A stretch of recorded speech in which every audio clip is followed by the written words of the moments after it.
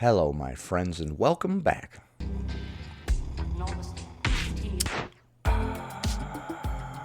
Today, we're going to be taking a look at a clip of a fat activist getting outraged that Southwest Airlines is making some changes to their customer of size policy. They're not actually making any changes to the customer of size policy. They're just going to be having assigned seating now, which means that some people living in a larger body are going to have to walk further to the back of the plane to get their free seat, and this fat activist is outraged. Please be sure to check out a video I released over the weekend on my second channel where I'm reacting to people smiling and laughing at salads.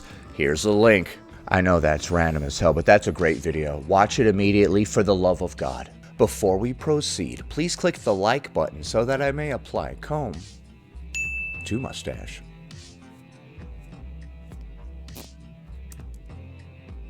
Hey y'all, I'm Tigress. I'm the executive director of NAFA, the Tigress.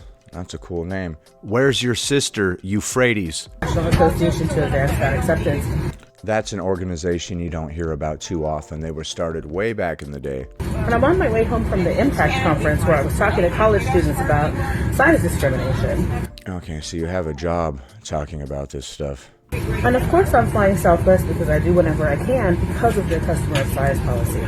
The customer of size policy that she's referring to is the fact that Southwest Airlines will give somebody living in a larger body a free extra seat as long as the plane is not fully booked. You have to pay for that extra seat, and if the plane is not fully booked, they will reimburse you. I made a video about that situation in the past, and a lot of people were pretty angry about it.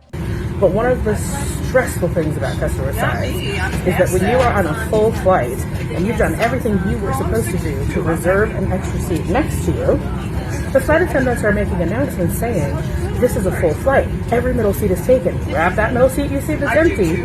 Uh-oh. Are we about to have to battle somebody right now for that middle seat that we've reserved? Oh, I see that there's a seat open. I'm just going to go ahead and wedge right in there if you don't mind. What? No, you don't? Can't you see this seat is reserved? Look at my reservation. Ma'am, I need somewhere to sit. What the heck? Let me get in there. Come on, let me get in there. Let me get in there. But my seat is empty, but not actually available. Luckily, on this flight, I have a really great row mate who is helping explain to people as they go by and ask for my seat that it's already reserved. Okay, so your row mate is telling all the people walking by, you can't sit there, this seat is taken. I love that you're acting like your row mate is like an ally or something now. And I really appreciate her help. And this is one of the things that a lot of people felt excited about when Southwest announced that they were going to start doing assigned seating. I was ecstatic.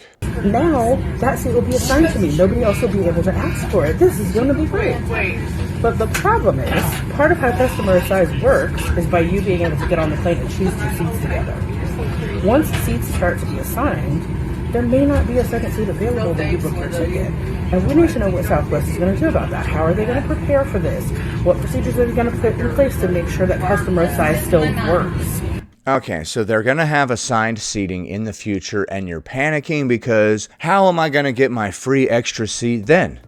So, if you agree that Southwest should meet with us to talk about their customer of size policy. Meet with you to talk about their customer of size policy. Dude, so many of these organizations are just grifters. Like, hire us as consultants and we'll teach your organization how to properly deal with people of size and make the proper accommodations. There's like all of these organizations of grifters popping up around these various movements and stuff. Like, for instance, you have Fierce Fatty who goes to people's workplaces and tries to force them to include weight as part of their DEI training. This person is telling Southwest to invite them and their organization to talks regarding Southwest's policies moving forward. You need to consult us before you make policies in the future, is what this person is saying.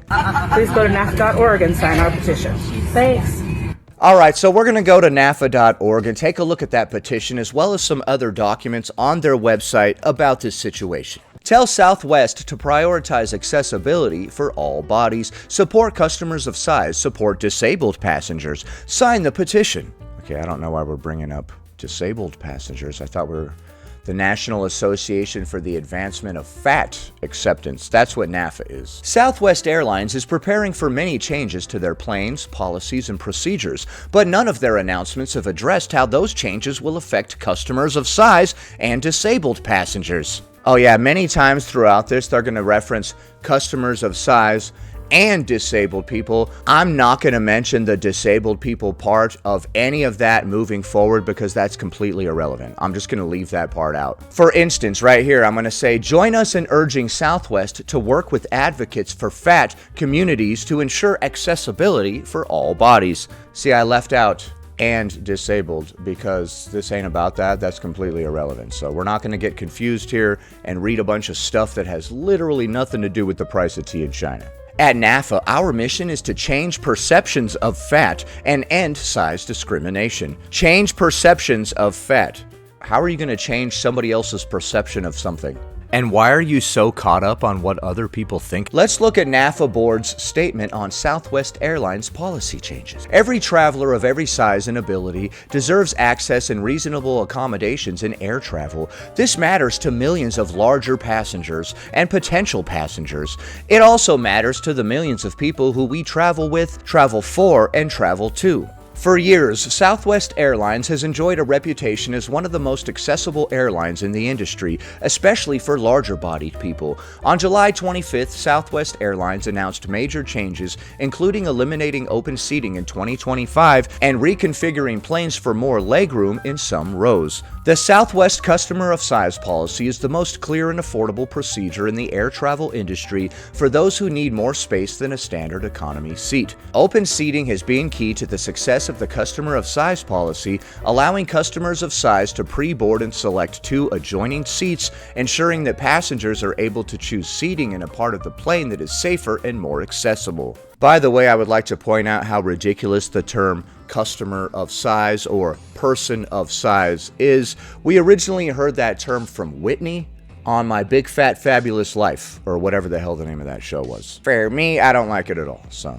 Navigating narrow airplane aisles and moving to the back of the plane can be difficult or even impossible for some bigger people, especially when many other customers have already boarded the aircraft. While most airlines allow pre-boarding for customers with special needs, pre-assigned seats that are further into the plane complicate this process for fat people. Okay, so yeah, you don't want to walk farther.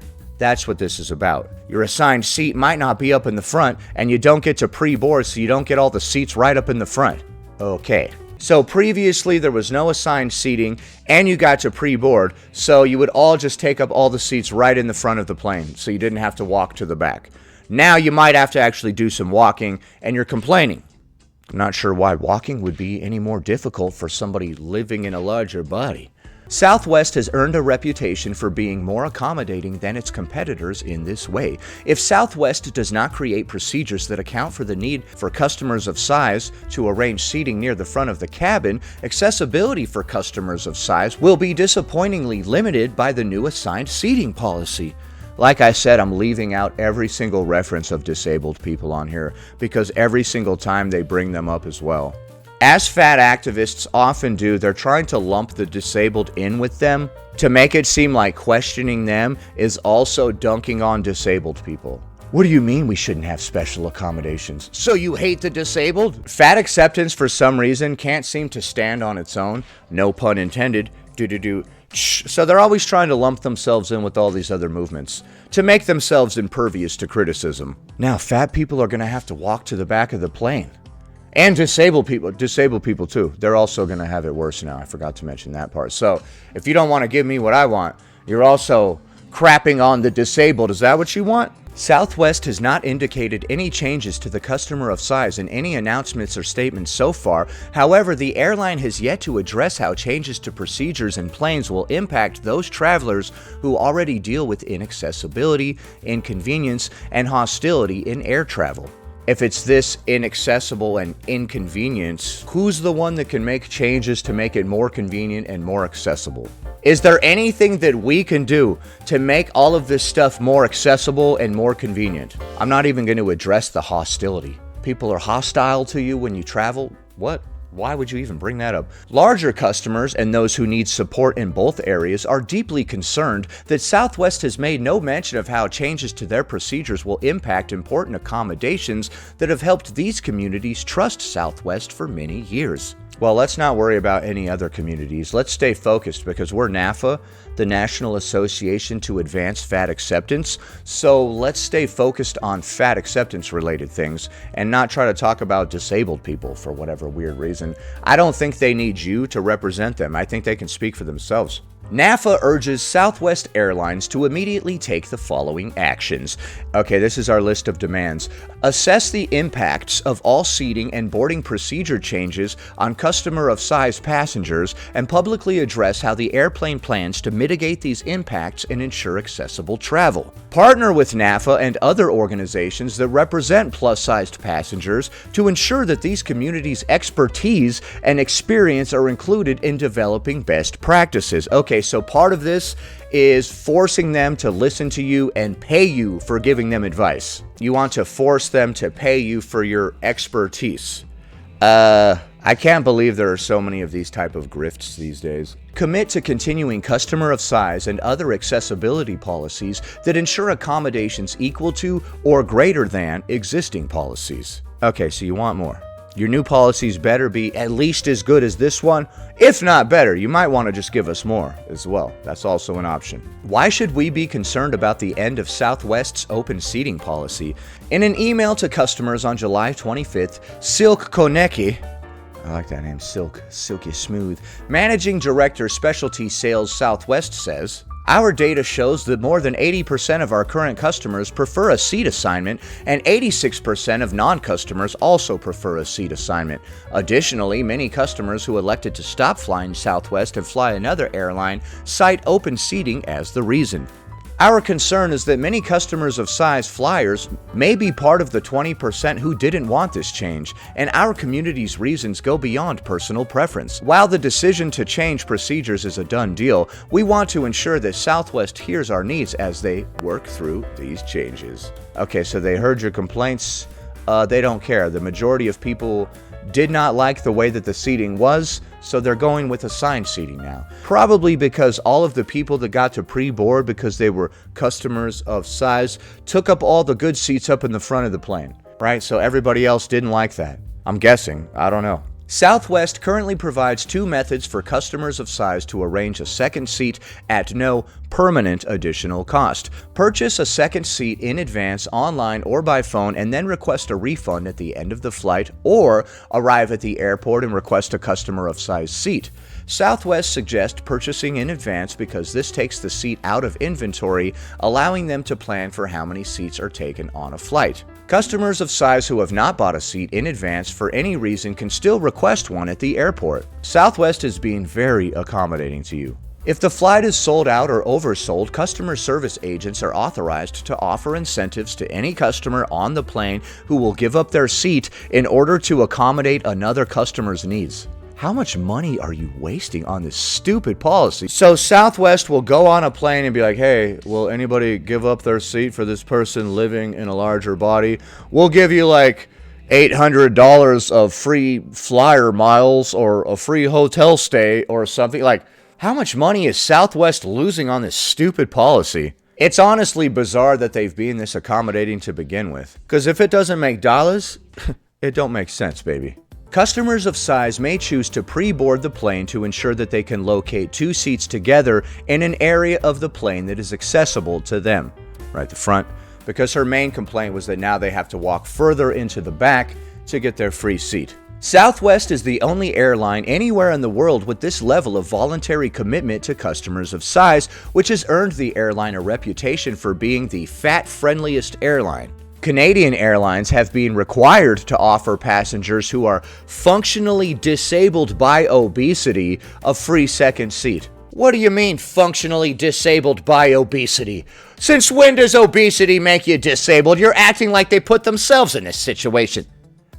Oh, I love how it's worded like that because it makes it very clear that your obesity is what disabled you. Customers of size still sometimes have difficulties on Southwest, and we are hopeful that as Southwest addresses concerns related to seating changes, they will also be able to improve service to customers of size overall. Okay, so if you can afford to do this, how much are you overcharging the rest of us? If this isn't cutting into your profits enough to screw with your bottom line, then how much are you overcharging the rest of us? We can afford to give these people all kinds of crap for free.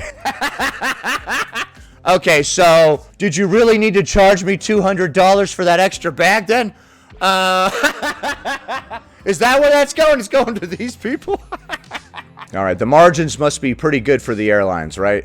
Like, they can just afford to give crap out for free. I like to talk about margins, profits. If it doesn't make dollars, it doesn't make sense, because I'm a business guy. Like, I don't own a business. But I've watched Shark Tank before, and I like it. Is Southwest changing their customer of size policy? We don't know yet. Southwest hasn't announced any changes to their customer of size policy as of this time, but this policy has been so critical to so many plus-size travelers that any announcement of change is cause for concern. We've decided to gather your input now and present it to Southwest proactively so they know the demand for keeping customer of size and so they can consider how their announced changes impact customers of all sizes. Don't most airlines have assigned seating? Why can't Southwest just do what they do? Yes, most airlines have assigned seating, but unfortunately, most airlines are less friendly and accessible to customers of size than Southwest is today. Arranging for a second seat on many airlines is incredibly inconvenient, and lack of availability of seats that are next to each other can mean that customers of size simply can't book certain flights because all adjoining seats are already booked. Okay.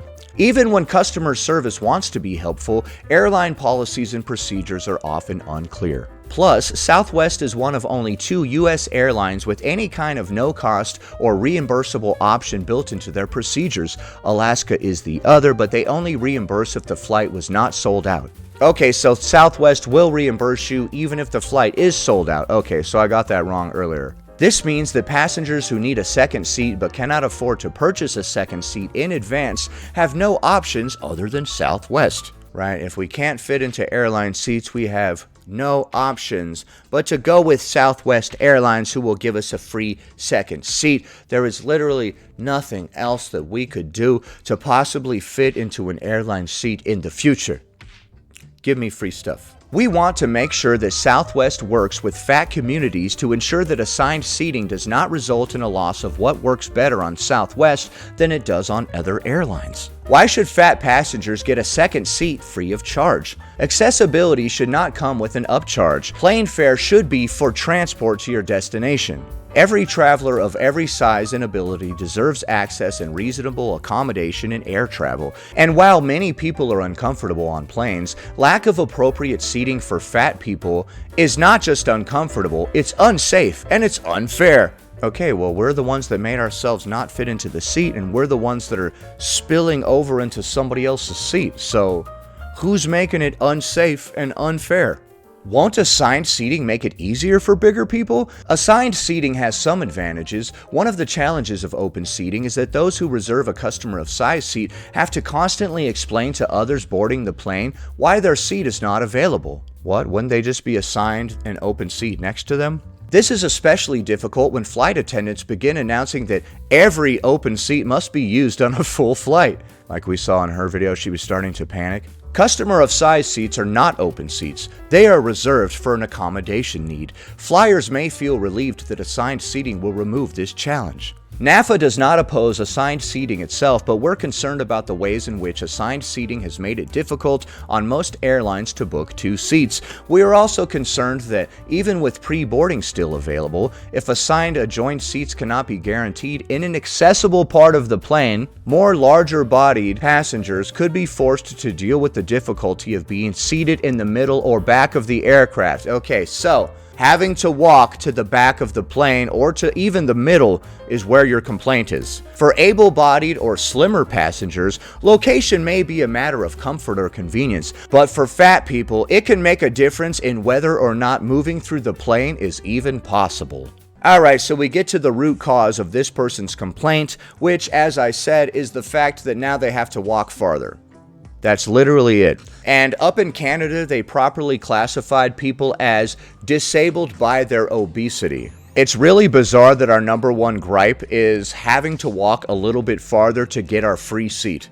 Getting a free seat wasn't enough. We're complaining that we have to walk a little bit to get it. I don't know why you would complain about having to walk a very short distance to get your free seat. It's not like obesity stops you from exercising or anything like that. It's really the systemic discrimination, yada yada yada, holding you back. So I don't know why we're complaining about a very short walk. Why don't bigger people just buy a business class or first class ticket? On Southwest, there are currently no business class or first class seats. On airlines with these options available, seats in those areas are cost prohibitive for many people.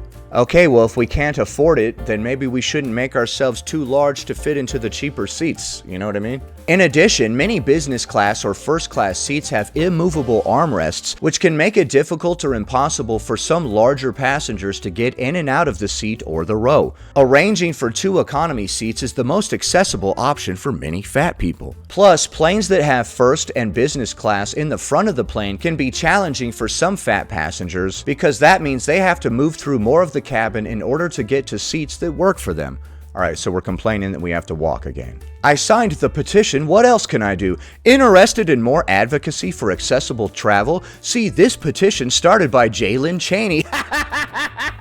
Alright, and then we wrapped it up by referencing one of J-Bay's petitions. Oh my goodness. Okay, so like I said, this person's main gripe is that they're going to have to walk a little bit farther now. Southwest is likely still going to give you a free seat, but you might have to actually walk using your own legs, God forbid, to get to it. What? I would just demand that they push me in a wheelchair. You know what I mean? Like, now that I have to go all the way to the middle of the plane, or God forbid, the back, you guys are going to have to push me in a wheelchair. Sorry, Southwest. You knew what this was. You shouldn't have accommodated me to begin with, because my list of demands is just going to keep growing. So obviously, I disagree with all of the aforementioned, but what do you think? Is Southwest's new assigned seating policy bad, or do you agree with it? Should they continue to give customers of size a free seat? And should we be outraged if we have to walk to our free seat using our own legs? Leave a comment below. Happy Tuesday, everybody. Anyway, that about does it. Thanks for watching, commenting, liking, and subscribing. And I'll see you in the next one.